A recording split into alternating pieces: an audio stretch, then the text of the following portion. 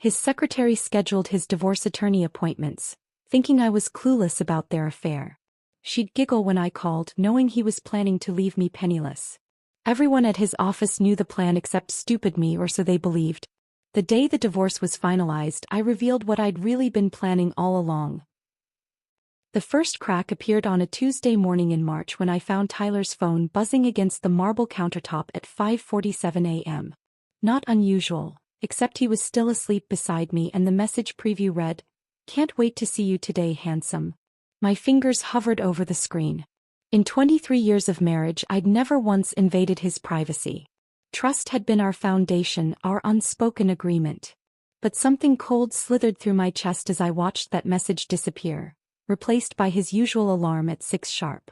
"Morning, beautiful," Tyler mumbled, reaching for his phone with practiced casualness. His thumb swiped the screen clean before I could blink. "Sleep well."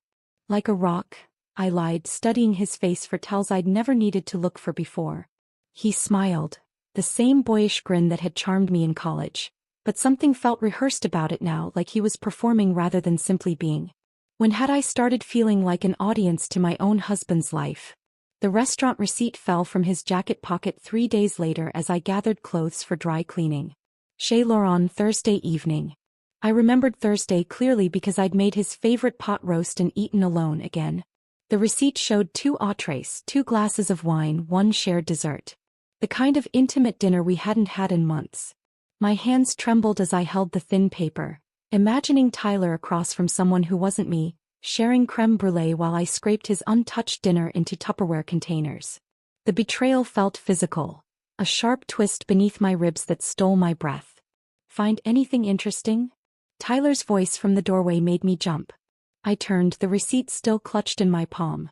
For a moment, we stared at each other across the chasm that had somehow opened in our bedroom. His eyes flicked to my hand and I watched his jaw tighten almost imperceptibly. "Just gathering your dry cleaning," I said, my voice surprisingly steady. He nodded slowly, but his gaze never left my face. "Thanks. You're always taking such good care of me." The words felt like mockery, though his tone remained gentle. I wanted to throw the receipt at him, demand explanations, fight for what we'd built together. Instead, I smiled and tucked it into my pocket. "Of course, honey. That's what wives do." But that night, after Tyler fell asleep with his phone clutched protectively against his chest, I lay awake staring at the ceiling and wondering when I'd become a stranger in my own marriage. The computer password discovery came 2 weeks later. I'd gone to print our tax documents from his home office, something I'd done countless times over the years. But when I tried to log in with his usual password, our wedding date followed by my initials, the screen flashed red. "Incorrect password." I tried variations. Our anniversary. His mother's birthday. The dog's name. Nothing. After 15 years of sharing everything, Tyler had locked me out of his digital life as efficiently as changing the locks on a house. The realization hit me like ice water. Whatever was happening, it was serious enough that he'd started covering his tracks. My reflection in his dark computer screen looked older than I remembered, more fragile. When had those lines appeared around my eyes? When had my husband started seeing me as a threat to be managed rather than a partner to be trusted? The phone calls to his office became a special kind of torture. Megan's voice grew progressively sweeter each time, like honey laced with poison. "Oh, hi there, Mrs. Matthews. Tyler's in a meeting right now, but I'll be sure to let him know you called." Her tone suggested she knew exactly why he couldn't come to the phone, and it had nothing to do with business meetings. There was an intimacy in the way she said his name, Tyler, not Mr. Matthews, that made my skin crawl. "Could you ask him to call me back? It's about dinner tonight." "Oh, I think he mentioned he'd be working late again. You know how dedicated he is to his projects." The barely concealed laughter in her voice made me want to reach through the phone and shake her. Instead, I thanked her politely and hung up, feeling more foolish each time. The office Christmas party crystallized everything I'd been trying not to see. Tyler had been distant for weeks, claiming stress about year-end deadlines, but he'd perked up considerably when I'd mentioned skipping the party. "You should go," I'd insisted, not wanting to be the wife who kept her husband from office social events. "I'll stay home with a good book." But something nagged at me as I watched him dress with unusual care, selecting his best suit and the cologne I'd given him for his birthday, cologne that had sat untouched on his dresser for months. I changed my mind an hour after he left, arriving at the downtown hotel just as dinner was being served. Tyler's back was to me as I entered the ballroom, but I spotted him immediately at a corner table. What I saw next felt like a physical blow. Megan sat beside him, not across from him as a professional colleague might, but close enough that their shoulders touched. She wore a delicate gold necklace that caught the light as she laughed at something he whispered in her ear. My breath caught in my throat. That necklace.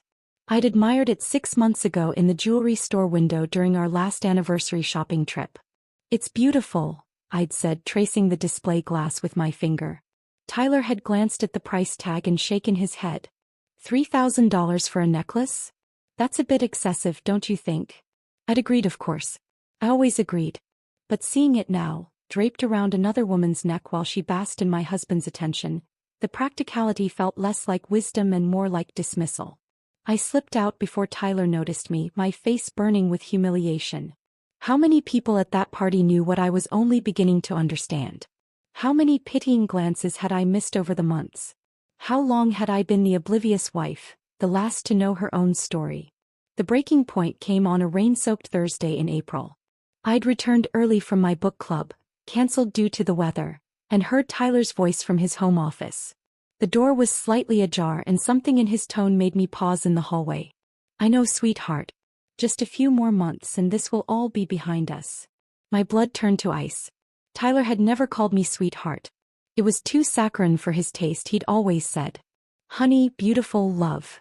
Those were his endearments for me. Sweetheart belonged to someone else. The lawyer says we can expedite everything once I file. She won't see it coming, she's too trusting for her own good. Each word hit like a physical blow. I pressed my back against the hallway wall, afraid my legs might give out. They weren't just having an affair. They were planning my destruction. By Christmas we'll be free to do whatever we want. I promise you won't have to sneak around much longer. The casual cruelty in his voice, discussing my future like a business transaction, ignited something I didn't know existed inside me.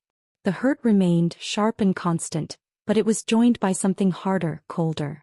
Something that whispered, if they want to play games, I'll show them how it's really done. I backed away from the door silently, my mind already racing. Tyler thought he was dealing with the same trusting woman who'd never questioned a late night or challenged a suspicious receipt. But that woman had just died in the hallway of her own home, replaced by someone who understood that love without wisdom was just another word for victim. Let them think I was clueless. Let them believe their secret was safe. They'd taught me that marriage could be a performance, and I was about to give the performance of my life. The game was just beginning and they had no idea they'd already lost. The transformation didn't happen overnight. For 3 days after overhearing Tyler's phone call, I moved through our house like a ghost, smiling when he looked my way, nodding at his lies about late meetings. But inside, something sharp and calculating had awakened. Something that studied his patterns with forensic precision. That's when I remembered Josh Reynolds. Tyler's business partner had always been peripheral to our social circle, present at company functions but never lingering for small talk. He was the numbers guy, Tyler often said dismissively, as if mathematical precision was somehow less valuable than Tyler's flashy deal-making. But I'd noticed things about Josh that Tyler had missed. The way he listened before speaking. How his eyes tracked inconsistencies in presentations. The quiet intelligence that didn't need to announce itself. More importantly, I'd heard through the professional grapevine that Josh's wife had left him 6 months ago. Another casualty of infidelity, according to the whispered conversations at charity luncheons. If anyone would understand the particular sting of betrayal, it would be him. I spent 2 weeks studying Josh's routine with the methodical patience of a hunter. His gym was downtown, 3 blocks from the coffee shop where Tyler sometimes held client meetings. The same coffee shop where Josh appeared every Tuesday and Thursday at precisely 7:15 a.m., ordering black coffee and sitting by the window with his tablet. On the 3rd Thursday I was there waiting. Josh. I approached his table with carefully practiced surprise. I thought that was you. He looked up from his financial reports and for a moment, I saw something flicker across his face. Recognition followed by wariness. We both knew this meeting wasn't accidental. Sarah. Good to see you. He gestured to the empty chair across from him. Would you like to sit? His directness caught me off guard. No small talk about the weather or feigned surprise at the coincidence. Just an invitation to skip the pretense. I'd like that, I said, settling into the chair. I was hoping we might have a chance to talk. Josh closed his tablet and leaned back, studying me with the same analytical gaze I'd observed at board meetings. About Tyler? The question hung between us like a bridge I could either cross or retreat from. My heart hammered against my ribs, but my voice remained steady. Among other things, something shifted in his expression. Not sympathy exactly, but understanding. I assume you know about Megan. Hearing it confirmed so matter-of-factly should have hurt more than it did. Instead, I felt oddly relieved. No more pretending, no more dancing around obvious truths. I do now. The question is, what are you going to do with that information? Josh's smile was thin but genuine. The same thing you're going to do with what I tell you about Tyler's recent business decisions. That first conversation lasted 2 hours. Josh spoke with clinical precision about Tyler's increasingly erratic choices. Partnerships that made no financial sense, investments in companies that existed only on paper, sudden changes to profit-sharing agreements that benefited Tyler disproportionately. I've been documenting everything, Josh said, sliding a manila folder across the table.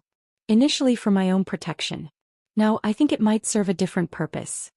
The folder contained copies of emails, financial statements, and meeting notes that painted a picture of a man whose judgment had become fatally compromised. But more than that, it revealed something I'd never suspected. Tyler had been systematically positioning himself to cut Josh out of their most profitable ventures. He's planning to freeze you out, I realized aloud. Eventually. But first he needs to minimize his assets for the divorce proceedings. Hard to claim poverty while holding majority stakes in 3 successful companies.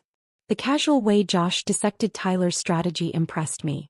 No emotion, no wounded pride. Just clear-eyed analysis of betrayal as a business problem to be solved. What do you need from me? I asked. His answer surprised me. Nothing. Yet. But when the time comes, I'll need someone who has access to Tyler's personal files.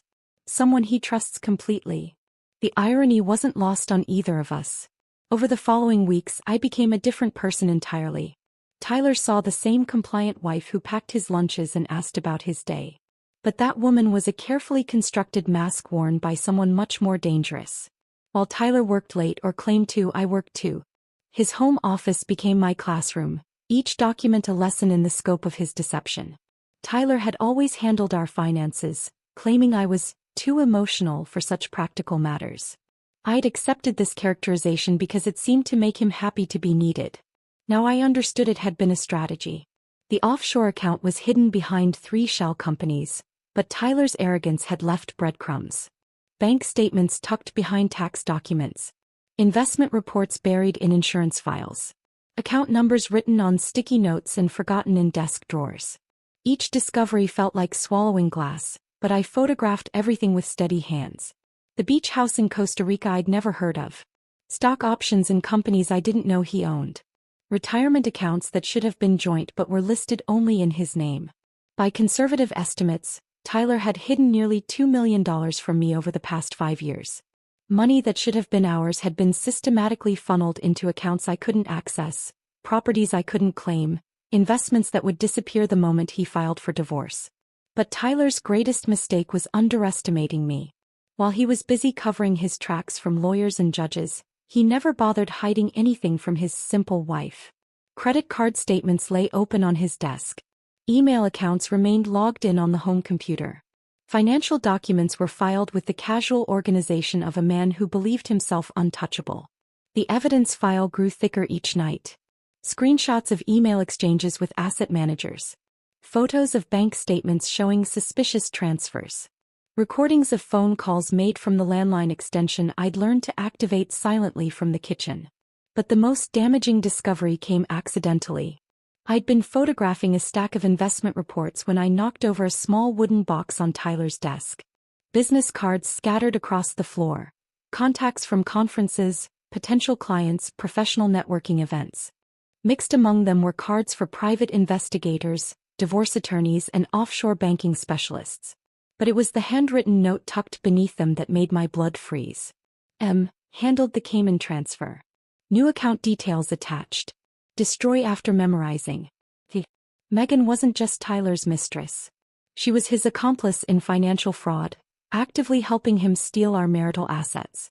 The secretary who giggled at my phone calls had been enabling theft on a massive scale.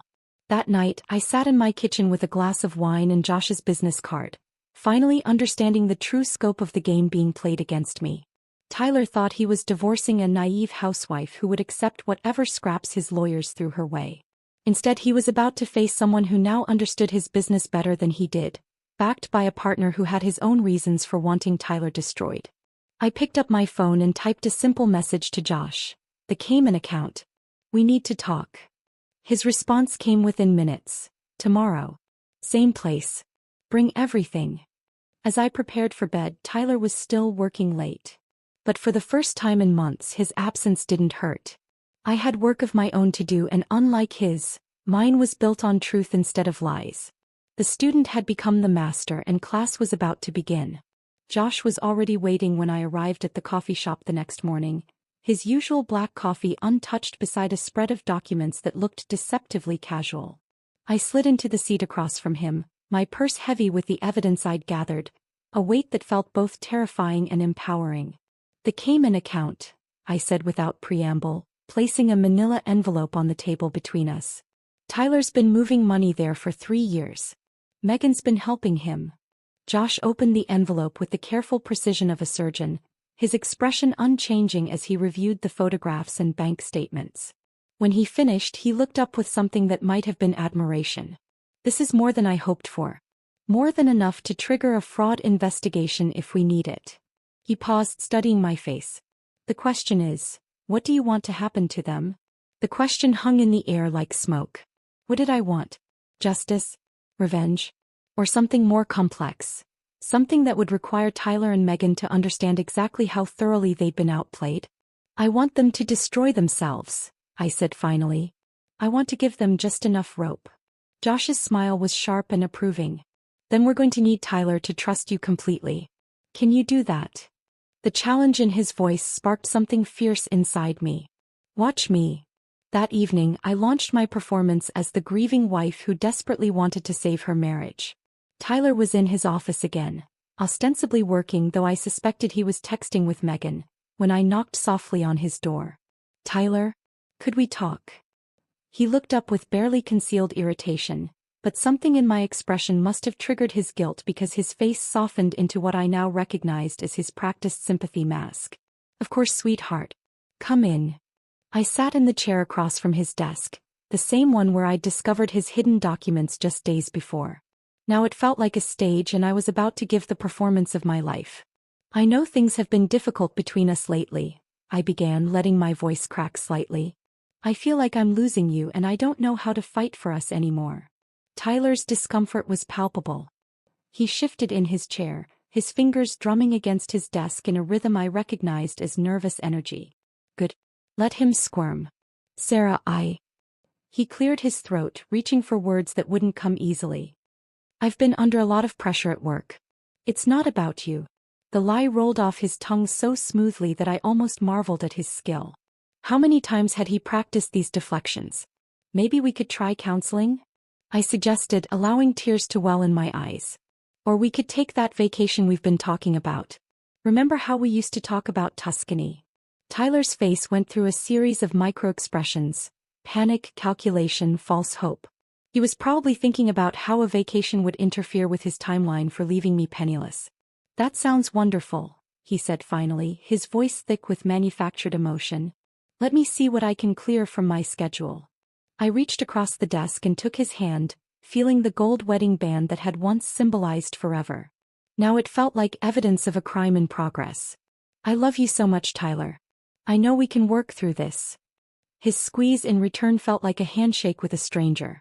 Over the following weeks, my relationship with Josh deepened into something that surprised us both. What had started as mutual benefit, two betrayed spouses plotting revenge, evolved into genuine partnership. Our morning coffee meetings became strategy sessions, then extended conversations that ranged far beyond our shared mission. Josh possessed a quiet integrity that felt foreign after years of Tyler's flashy manipulation. Where Tyler performed honesty, Josh simply lived it.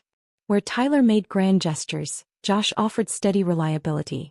"You realize this could get complicated," Josh said one Thursday morning, his hand briefly covering mine across the table. The touch was electric and we both felt it. "Everything's already complicated," I replied, not pulling away. "The question is whether we can stay focused until this is finished." "And after it's finished?" The weight of possibility hung between us, but I forced myself to step back. Tyler and Megan thought they could have their cake and eat it too, an affair and financial security. I wouldn't make the same mistake. "After it's finished, we'll see who we are when we're not defined by what was done to us." Josh nodded, understanding the wisdom and patience.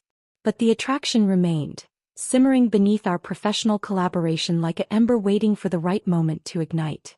Meanwhile, Josh's concerns about Tyler's business judgment provided perfect cover for our investigation. Board meetings became intelligence-gathering sessions where Josh questioned Tyler's decisions with increasing boldness. "The Morrison deal doesn't make sense," Josh said during one particularly tense meeting, his voice carrying just the right note of professional skepticism. "The numbers don't add up and the timeline seems artificially rushed." Tyler's defensive response, a rambling justification that revealed more than it explained, told us everything we needed to know. He was making increasingly desperate moves to position assets before filing for divorce, and his judgment was compromised by the pressure of maintaining two deceptions simultaneously. But our most effective weapon turned out to be Tyler's own arrogance combined with Megan's eagerness to prove her usefulness. I began leaving careful breadcrumbs for Megan to find, conversations Tyler could overhear, documents left strategically visible, phone calls timed for maximum impact. The first test came when I staged a phone conversation with my sister while Tyler was in the kitchen, speaking just loud enough for him to hear. "I'm so worried about him, Linda. He's been working such long hours and I found some business documents that looked concerning. Something about offshore accounts. I don't understand finance, but the numbers seemed huge." I watched Tyler freeze in the doorway, his coffee mug suspended halfway to his lips. The panic that flashed across his face was deeply satisfying. Within 2 days, Josh reported that Tyler had suddenly developed an interest in streamlining their international holdings. Megan, Josh's sources told him, had been asking detailed questions about asset protection strategies. My false concern had triggered exactly the response we wanted. Tyler was moving money in ways that would be easy to track and harder to justify legally. The next planted seed was even more effective. During another private conversation Tyler was meant to overhear, I mentioned receiving a call from an old college friend who worked in financial forensics. "She specializes in finding hidden assets in divorce cases," I said into the phone, my voice trembling with manufactured worry. I told her I was probably being paranoid, but she said I should document everything just in case. She even offered to look over our financial records for free. Tyler's reaction was swift and predictable. He suddenly became the attentive husband again, suggesting we simplify our financial arrangements to make things easier for you to understand, sweetheart. What he was really doing was moving assets even more aggressively, each transfer creating a paper trail that Josh was carefully documenting. But the most delicious irony was watching Tyler convince himself that he was protecting his secrets while actually exposing them. Every lie he told in response to my planted fears revealed more about his strategy. Every reassurance he offered Megan, conversations I could hear through the thin walls of his office, gave us deeper insight into their timeline. "She doesn't suspect anything," I heard him tell Megan one evening. "If anything, she's becoming more dependent on me. This will be easier than I thought." As I stood in the hallway listening to my husband discuss my destruction with his mistress, I felt no pain, only cold satisfaction. They thought they were playing chess while I was learning checkers. They had no idea I'd already achieved checkmate.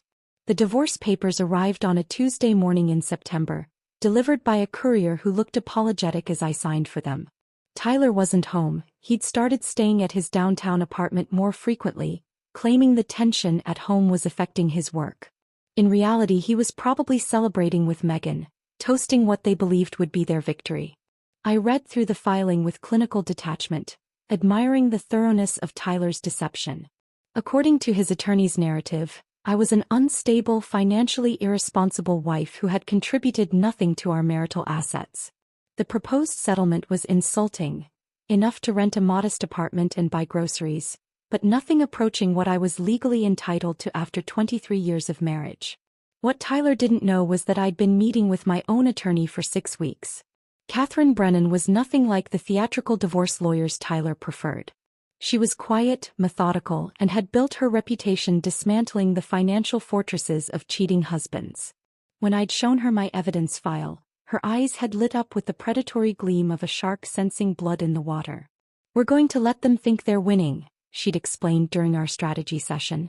"Your husband's arrogance will be his downfall.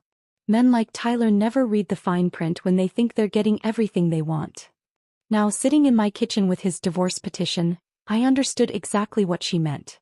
Tyler's lawyer had crafted agreements that looked devastating to me on the surface but contained language that would actually protect my interests once my hidden assets were revealed.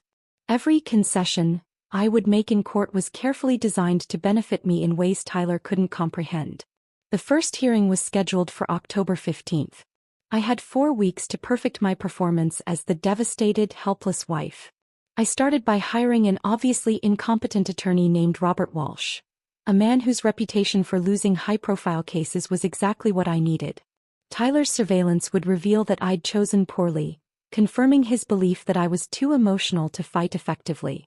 Meanwhile, Catherine remained invisible, officially representing me only as a financial consultant, while she orchestrated the real legal strategy. The courthouse performance required every ounce of acting ability I possessed. I dressed in subdued colors, carried tissues in my purse, and let my shoulders slump with defeat as I walked past Tyler and his high-powered legal team. "Mrs. Matthews," Tyler's attorney began with practiced condescension, "your husband has been more than generous in his settlement offer. Given your lack of contribution to the marital assets and your history of financial irresponsibility." I dabbed at my eyes with a tissue, letting my voice crack as I interrupted. "I just want to be fair. Tyler worked so hard for everything we have. I don't want to be vindictive." The judge's expression softened with sympathy, while Tyler's lawyer smiled like a cat with cream. They saw exactly what I wanted them to see, a broken woman who knew she was beaten. Each concession I made felt like a small victory. When I agreed to waive my claim to Tyler's offshore holdings, I could practically see him relaxing in his chair. He had no idea that my waiver specifically excluded accounts I could prove were hidden fraudulently, a distinction that would become crucial once Josh's business investigation went public. When I tearfully accepted a smaller share of the house sale proceeds, Tyler's attorney actually patted my shoulder in mock sympathy.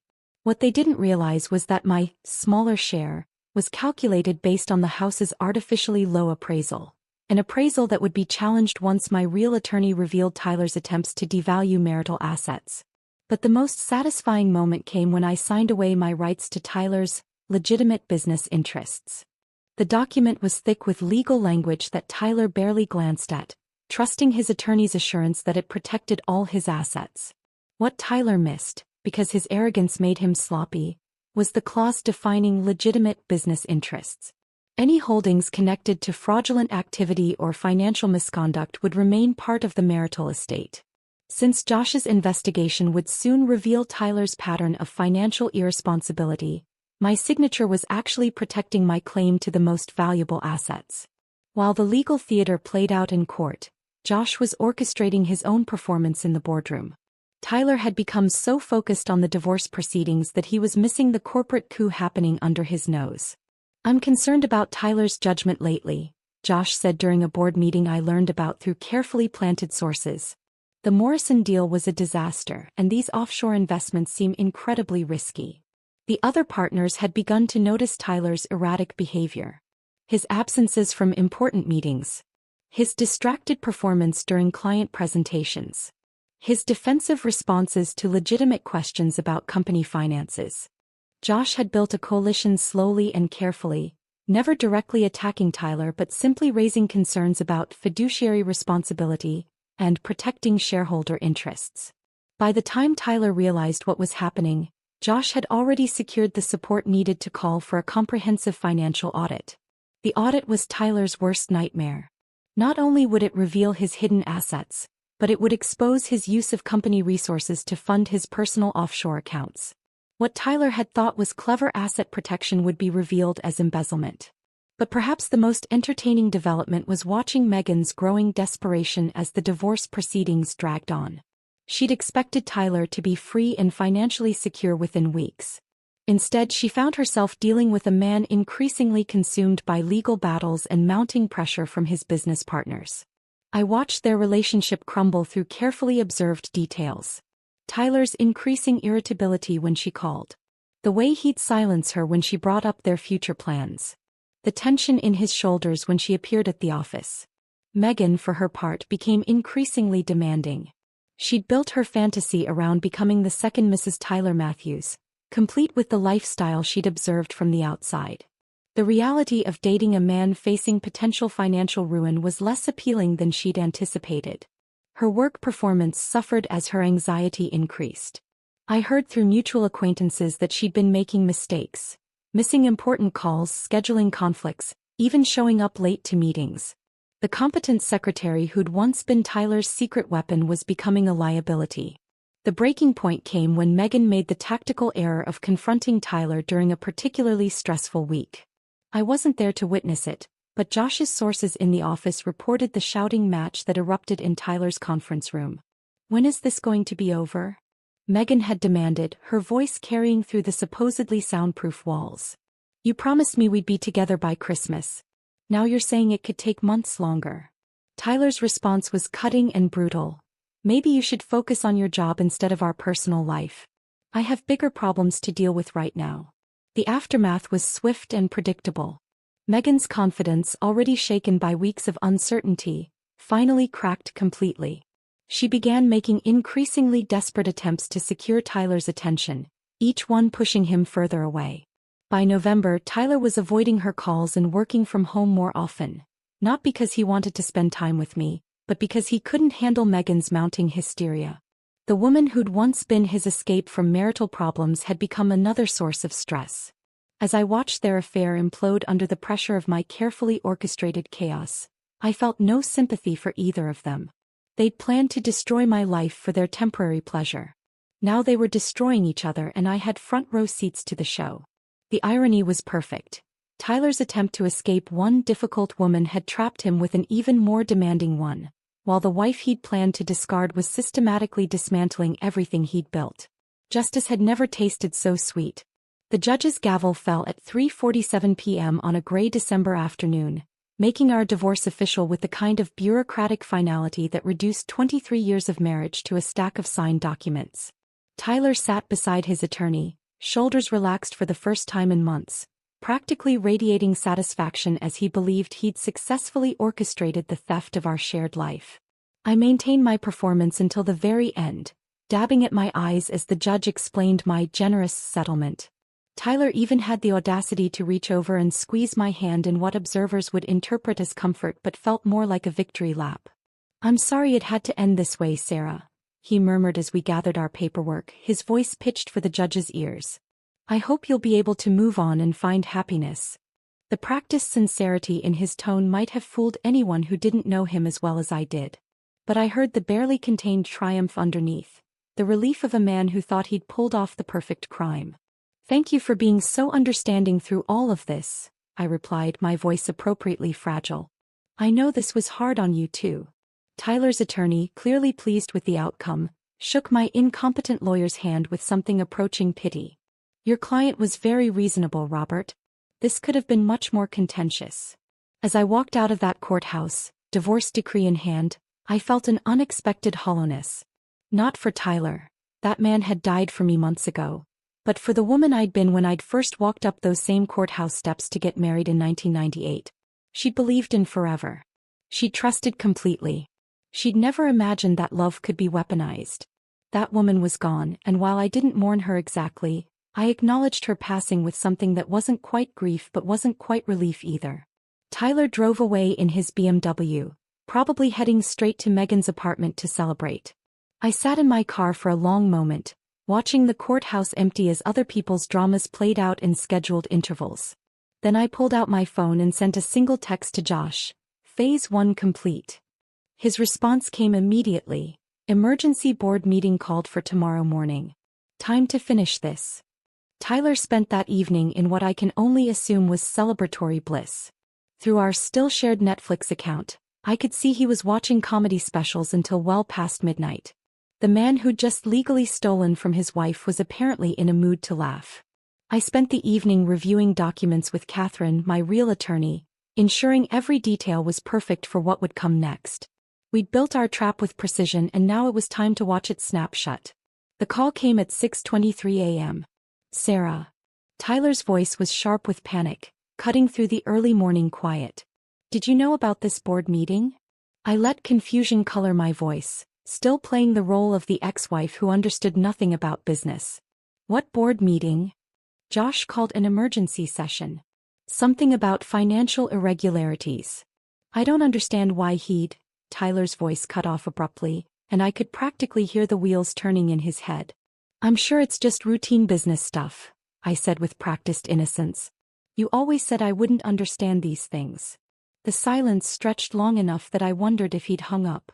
When he spoke again, his voice carried a note I'd never heard before, genuine fear. Sarah, if anyone asks you about our finances, about offshore accounts or anything like that. Tyler, you're scaring me. What's wrong? But he'd already disconnected. The emergency board meeting convened at 9 a.m. in the glass-walled conference room that had hosted so many of Tyler's triumphs. This time he walked in to find Josh seated at the head of the table, Tyler's usual position, with a stack of documents that represented months of careful investigation. Gentlemen, Josh began without preamble, we have a serious problem. Tyler took his seat with the careful composure of a man trying not to show fear, but I'd learned to read his tells over the years. The way he adjusted his tie twice. The slight tremor in his hands as he reached for his coffee. He knew something was catastrophically wrong. Over the past several months, I've been documenting concerning patterns in our company's financial management, Josh continued, his voice carrying the weight of absolute authority. What I've discovered amounts to a systematic diversion of company resources for personal gain. The presentation that followed was masterful. Josh laid out Tyler's offshore accounts, his use of company funds for personal investments, his manipulation of profit-sharing agreements. But the most damaging evidence came from an unexpected source, Megan's own digital trail.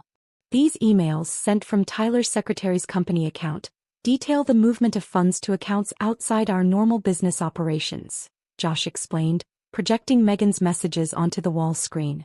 Ms. Patterson appears to have been instrumental in facilitating these transactions. Tyler's face went white as he read Megan's helpful messages about handling the Cayman transfer and updating the new account information. Every communication she'd thought was helping him had actually been creating evidence of their conspiracy. This is ridiculous, Tyler said, but his voice lacked conviction. These accounts are perfectly legitimate business investments. Investments that coincidentally increased dramatically during your divorce proceedings? Josh's question hung in the air like a blade. Investments that your ex-wife waived all claims to in court yesterday? The room fell silent as the other board members processed the implications.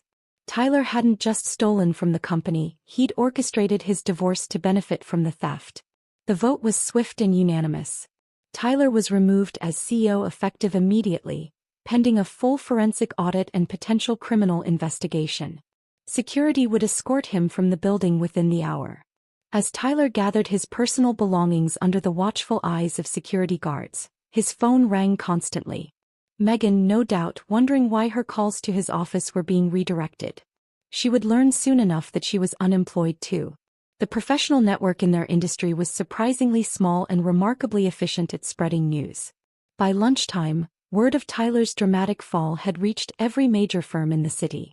By evening, the details of Megan's role in facilitating financial fraud were common knowledge among the executive assistants and office managers who formed the backbone of the business community. Megan's attempts to find new employment were met with polite rejections and sudden interview cancellations. Her resume, once impressive, was now toxic.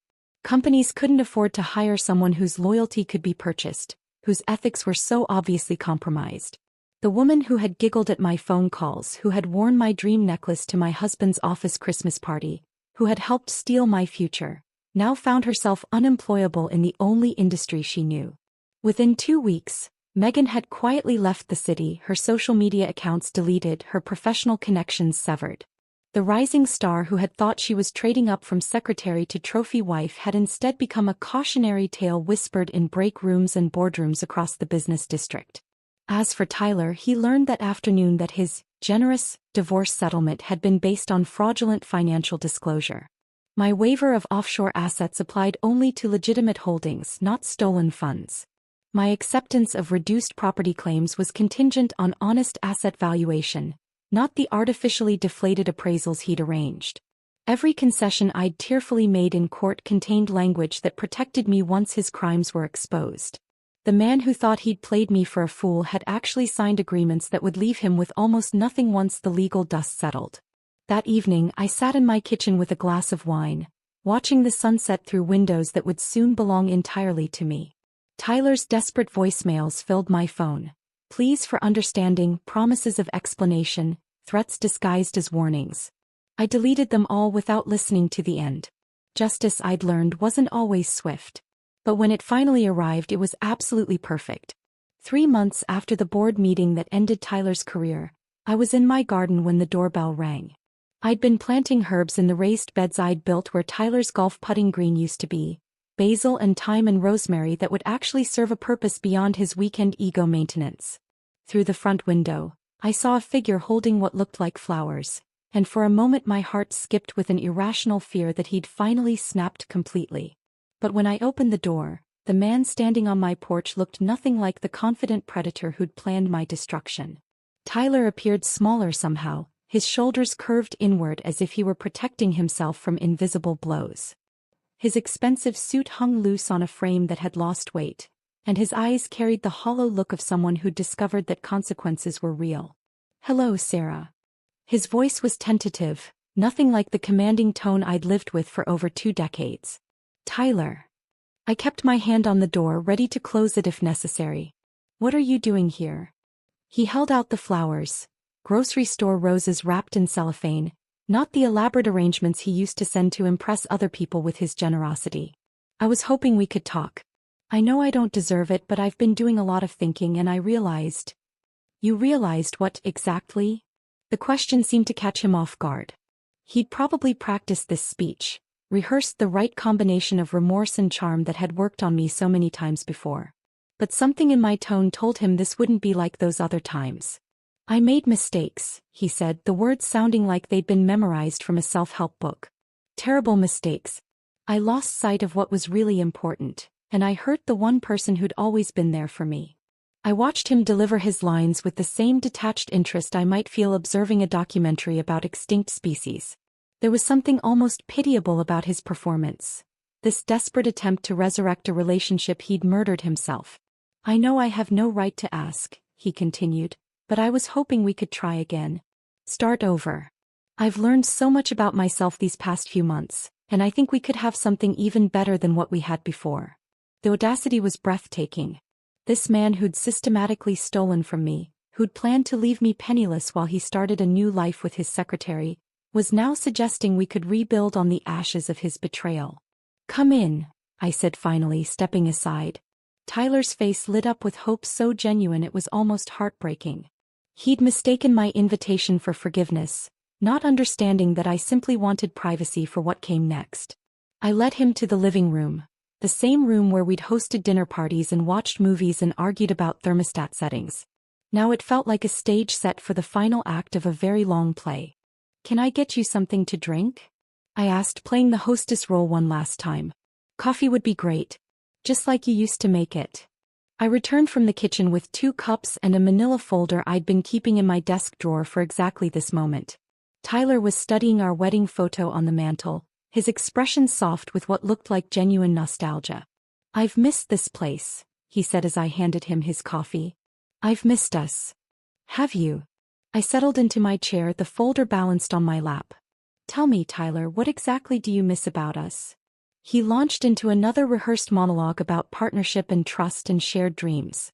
I let him talk, watching his hands gesture with practiced sincerity, noting how he avoided eye contact when he claimed to have never stopped loving me. When he finished, I opened the folder. "That's interesting," I said, pulling out the first photograph.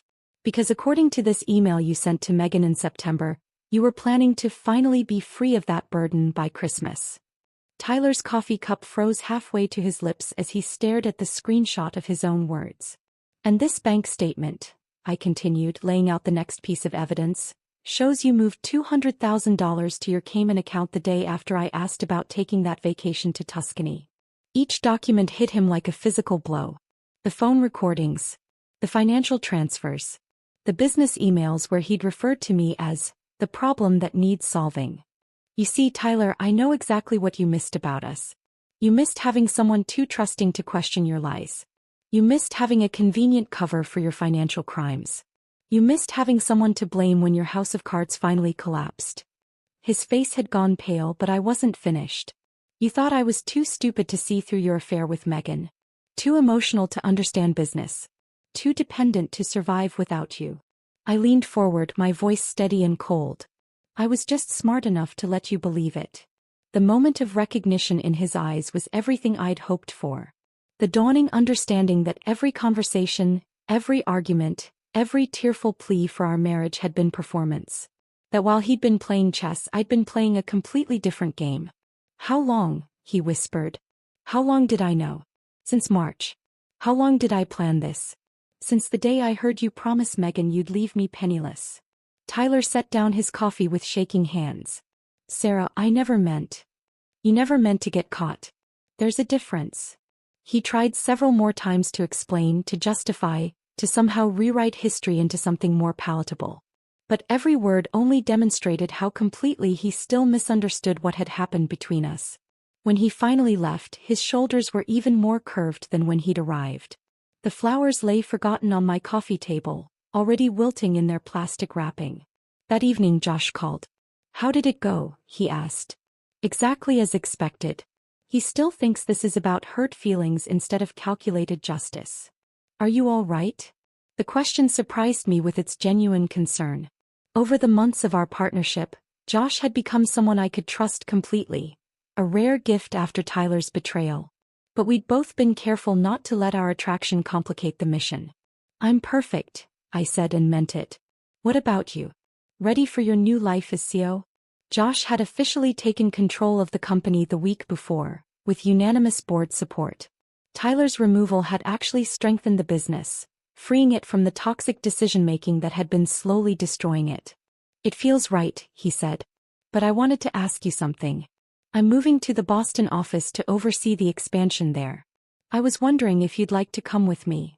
The invitation hung between us, loaded with possibilities and complications. 6 months ago I might have said yes without hesitation, trading one relationship for another. But the woman Tyler's betrayal had created was smarter than that.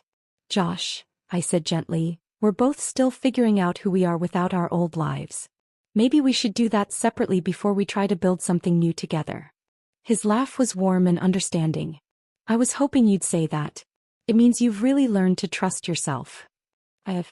For the first time in my adult life, I'm making decisions based on what I want instead of what someone else expects from me. We agreed to stay in touch, to let whatever might develop between us happen naturally rather than forcing it. Josh was a good man, honest in ways Tyler had never been, but I needed to discover who I was when I wasn't defined by any man at all.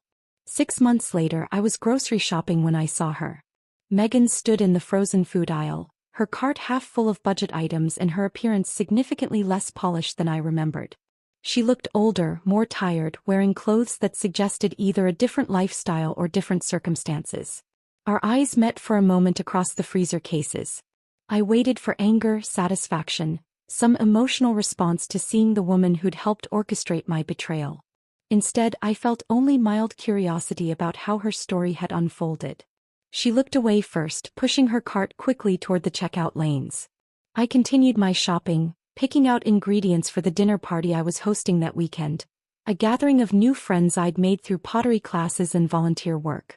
Tyler's final text had come 2 weeks before the grocery store encounter. I never meant to hurt you. I hope you can forgive me someday. I'd read it, felt nothing, and deleted it without responding. Not because I was angry, but because Tyler had become irrelevant to my life in the most complete way possible. I simply didn't think about him anymore. The woman who'd once measured her worth by her husband's approval had evolved into someone who trusted her own judgment completely.